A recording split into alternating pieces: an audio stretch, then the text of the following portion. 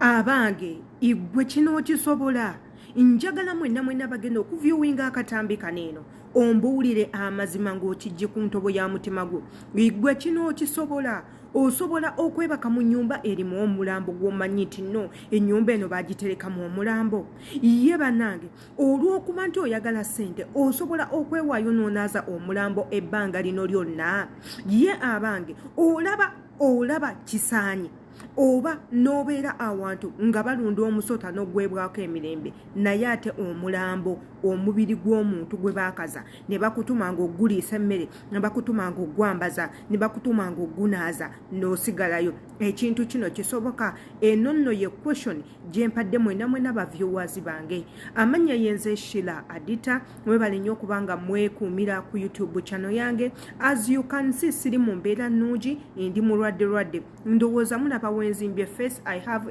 a swelling face today simanyi what's really happening nazuukuse nga ndi bwenti kati nno ekakkanye naye in the morning nabadde ngeri waggulu nnyo weebati ng'omumwa munene nnyo weeguti simanyi kigenda mu maaso maybe I'm allergic to something kyembadde simanyi wabula ng'ate mu mwenna abaviewinga videos zange I always keep you at heart imbaagala nnyo wabula ng'ate era mu nsi yonna gye muwangalira okubanga mundaba abali mu Saudi Arabia mbaagala nnyo abali e London abali e Nigeria abali e Kenya abali e Uganda teekako nammwe abali e Dubai imbaagala nnyo mwebali kubanga mumbeererawo temukomanga keep on supporting keep on subscribing ekigambo wekiri subscribe kijja kuyambako buli video gye nteekayo ejja kubanga ekutuukako mu bwangu nnyo muganda wange wabula ky'otalina kwerabira ke kade akabeera waggulu kakonemu akadako kagenda kuyambako buli video gye nteekako kuno ku channel egenda kubanga ekutuukako wabula ate mu ddoboozi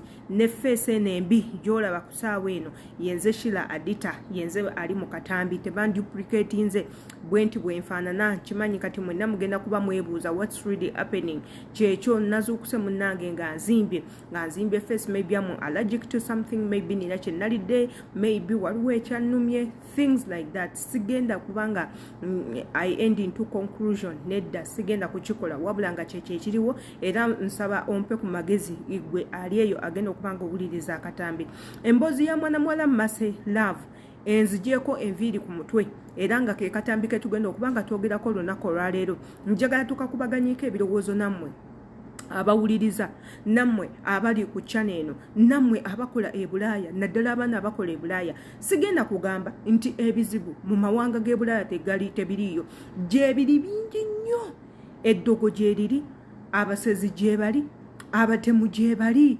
abenkwe gye bali buli kimu ky'omanyi kye wali owuliddeko ekibi ekyambiyone ne Bulaaya gye kiri naddala mu nsi zino ez'Obuwarabu gye kiri sigenda kubanga mpakana naye mulimu ebintu ebimu bannange bye musima nga tebiina makulu mulimu ebintu ebimu nga teweetaaga bigenda wala mulimu ebintu ebimu nga teweetaaga kulimba ngu you have to come out n'oyogera amazima in case nga weetaaga buyambi obwaddala n'oyogera amazima n'otalimba wabula ng'ate Love Mase yavuddeyo n'alumiriza n'akaaba ng'era bw'atera okukola obutambi bwe n'akaaba nnyo n'agamba asaba buyambi n'akaaba nnyo n'atugamba munnange nze ndi mu buzibu obw'enjawulo essaawa yonna ngenda kubanga nfa obutambi bwe busaasaanidde ku mikutu gya intaneti gyonna okuli Facebook kwempangalira okuli TikTok emboozi gye yaviiridde ddala ng'era mukimanyi buli kintu kya kisiru kyonna kitandikira ku mukutu gwa TikTok mbaddiramu buli kintu kya kisiru kyonna kitandikira ku mukutu gwa TikTok.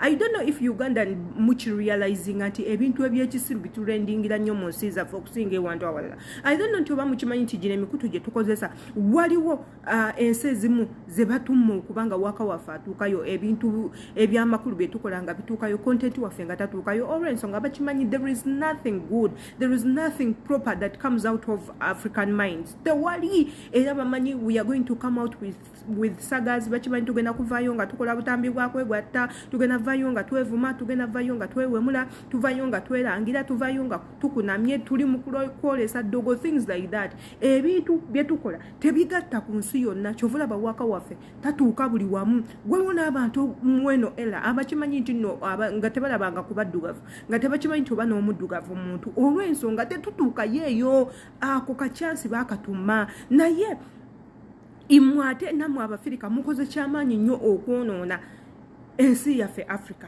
Maselaafu yavuddeyo n'agamba nti nno ekyamuddusiza gy'akolera mu nnyumba ya mukama we waliyo omulambo, era ng'omulambo guno eno abadde akisirikidde ebbanga yabadde agunaaza ng'aguliisa agwambaza ebingoye teekako n'okubanga agusiiga ebizigo. My question is going to be like this, and my question is to all of you my viewers, to all of you my subscribers. This question goes out to you, and I'm crying, bleeding so much to you, so that muntereko comments ez'amakulu. Ngenda kubabuuza, osobola okubeera n'omulambo mu nnyumba yemu ne weebaka we guli? Osobola okunaaza omulambo gw'omanyi nti guno mulambo? Osobola okuliisa omulambo teekako n'ogwoza n'ogukolera buli kimu omulambo gw'omanyi nti mulambo? How many can do such a thing? Wanene we ngambira baganda bange abankuba kyeyo abali e Bulaaya, tusiiba nga tubagamba nnyo mukendeeze ku bulimba.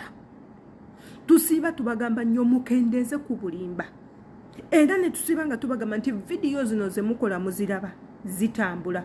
Omuntu asobola okukolera omutima omubi, akatambi kaneno n'akavunulira mukamaawo. Asobola okukolera omutima omubi n'akagamba kampuni yo mw'ogyokolera n'agamba nti Adita yatugambye obadde ng'omwozesa omulambo, obadde ng'omunaazisa omulambo, omwambazisa omulambo, ng'omukuumisa omulambo n'ofuna obuzibu. Basobola n'okukutta kubanga munnange okwo okuwayiriza kw'amaanyi. Ate n'ekirala, however much nti bano abantu bayina ebintu ebyenjawulo, naye amazima gali nti mu nnyumba y'Omuwarabu tosobola kulabamu kintu nga kyakyama n'osigala ng'oli mulamu. Ekyo impossible.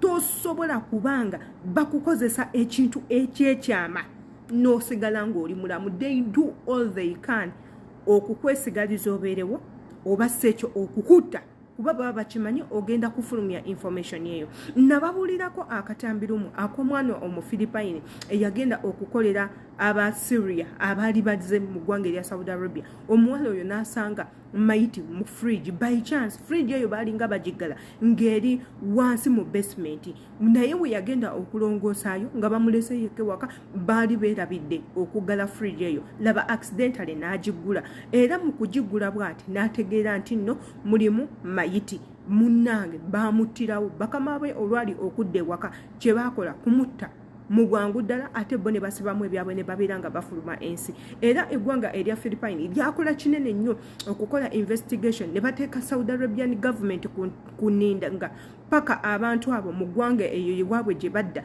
ne babakwatireyo ne babasiba ne babasaba n'enkasi eyo basasulira okuba nti omuntu waabwe afiiridde ku mulimu ate nga n'ebimusiza tebiri mu makulu. So wano we mbagamba baganda bange Bannayuganda, mulekerawo okuwaayiriza, lekerawo okuwaayiriza, vaayo oyogere amazima, kuba gy'okoma okuwaayiriza ng'ate accusation gy'otadde ku muntu nnene mujja kubanga mufuna ebizibu. Ate jjukira omuntu eyakoze akatambi kano ye muntu y'omu eyeegumbulidde omuze ogunoonya cheap popularity, anoonya okumanyika kyokka akunoonya mu bubi. Leero n'agamba ngenda kutemula, enkya ngenda kutuga, enkeera ne yeeyambula, enkeera n'asenyesa bulash z'omutooyi, enkeera n'agamba ate kino, enkeera n'agamba kiri, enkeera nabbye ssente, enkeera luno. So ebintu ng'ebyo muta images zammwe ne family zammwe ze muva. Bannange mugezeeko okunoonya obuganzi mu bantu naye in a right way. Nze nga Sheila Adita kino sinnaba kukikkiriza era sisobola kukikkiriza. Kuva ku mutwe paka ku kagere sisobola kukkiriza accusation eno kuba nkimanyi this is a false information. Waliwo something lacking in masses information. Igwe wenna katambi kano woba omaze okalaba nsaba onterewo comment wansi ng'ombuulira kiki olowooza ku katambi kano eno. Imbaagala nnyo.